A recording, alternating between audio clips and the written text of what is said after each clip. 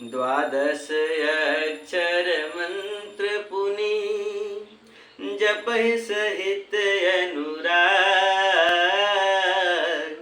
वासुदेव पद पंकरुह दंपति मनयति लाग। वासुदेव पद पंकरुह दंपति मनयति लाग। राधे राधे बंधु, आज के पाठ में आपका स्वागत है। बंधु, ये जो दोहा मैंने अभी पढ़ा, इसका पाठ हमने कल के पाठ में विश्राम के समय किया था, जिसका अर्थ ये होता है कि स्वयंभू मनु नैमिषारण्य में सभी संतों के बीच में रहकर अपनी स्त्री सहित भगवान का भजन करते हैं और द्वादश अक्षर मंत्र ओम नमो भगवते वासुदेवाय का प्रेम से जप करते थे। भगवान वासुदेव के चरणों में उन राजा रानी का मन बहुत ही लग गया। करहि आहार साक फल कंदा, सुमिरहि ब्रह्म सच्चिदानंदा। पुनि हरि हेतु करन तप लागे, बारि आधार मूल फल त्यागे।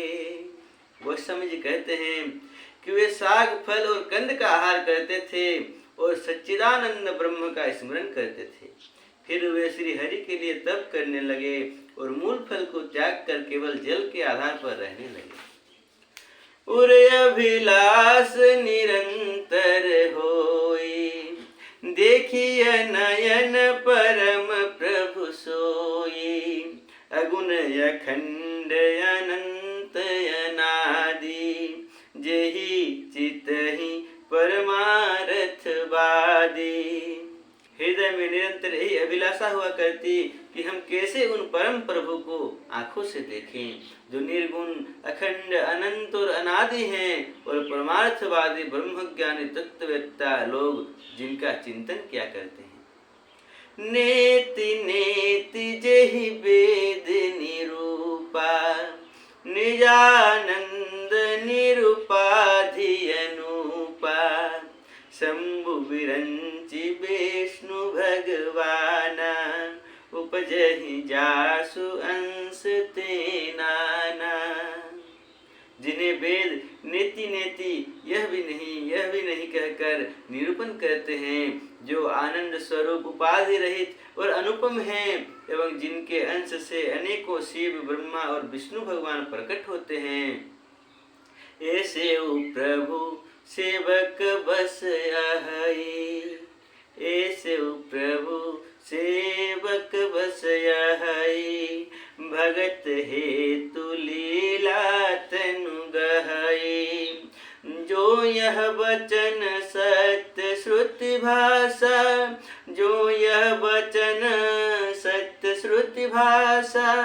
तो हमार पूजी अभिलाषा, तो हमार पूजी अभिलाषा।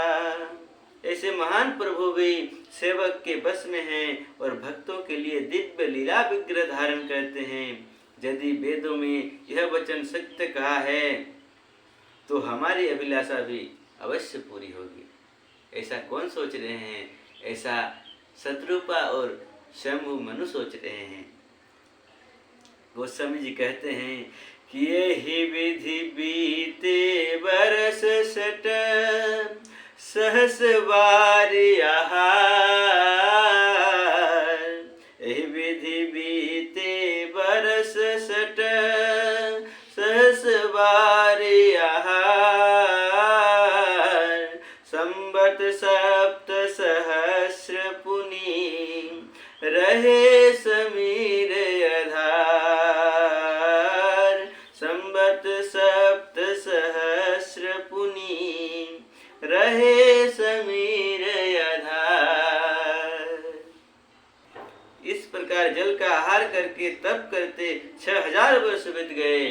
फिर 7000 वर्ष वे वायु के आधार पर रहे।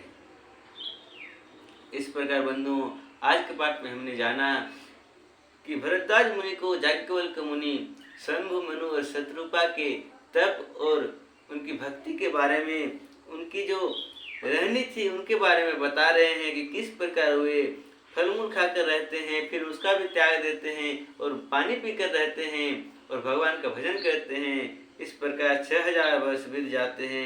फिर 7000 वर्ष वे बिना पानी के सिर्फ वायु को आहार करते हुए रह जाते हैं। बंधुओं, भगवान को पाने के लिए भक्त कुछ भी कर जाते हैं। उस समय भगवान को पाने के लिए इस तरह से बड़े बड़े यज्ञ, बड़े बड़े तप, बड़े बड़े जप और बहुत सारे अनुष्ठान करना पड़ता था। परंतु बंधुओं, हमारा और आपका ये सौभाग्य है कि हम कलिकाल में जन्म ग्रहण किए हैं, जहाँ पर भगवान को पाने के लिए इतना कुछ नहीं करना पड़ता है। बस अपने मन को निर्मल करके प्रभु को एक बार पुकारना पड़ता है। प्रभु के पवित्र नामों का जप करने से ही भगवान प्रसन्न होकर हम पे मिल जाते हैं। तो बंधुओं, इतना सरल साधन है इस कलियुग में भगवान को पाने का। और इसको समझने के लिए गोस्वामी जी ने यहाँ पर स्वयंभू मनु और शत्रुपा का प्रसंग भी यहाँ पर बता रहे हैं कि आप समझिए कि भगवान को पाने का जो व्रत है वो कितना कठोर है, कितने नियमों का पालन करना पड़ता है, कितना कठोर तप करना पड़ता है, तब जाके भगवान को पा सकते हैं। परंतु भगवान ने कृपा करके हमें कलयुग में जन्म दिया है, तो इस कलयुग का फायदा लेते हुए भगवान को पाने का सबसे सरल जो उपाय है, हरे नाम हरे नाम हरे नामेव केवलम तो नास्तिव्य नास्तिव्य नास्तिव्य गतिरन्यथा। इस बात को स्मरण करते हुए, भगवान के नाम का स्मरण करते हुए, राम ही सुमेरिय गाय राम ही संतत सुनिय राम गुण ग्राम ही। क्योंकि हरि अनंत हरि कथा अनंता कहि सुनहि बहुविधि सब संता। मंगल भवन अमंगल हारी द्रवहु सुदशरथ अजिर बिहारी। तो चलिए बंधुओं, आज का पाठ हम यहीं विश्राम करते हैं, फिर कल मिलते हैं और आय का पाठ करते हैं। अगर अभी तक आपने हमारा चैनल सब्सक्राइब नहीं किया है तो इसे जरूर सब्सक्राइब कर लें। पवन तनय संकट हरन मंगल मूर्ति रूप, राम लखन सीता सहित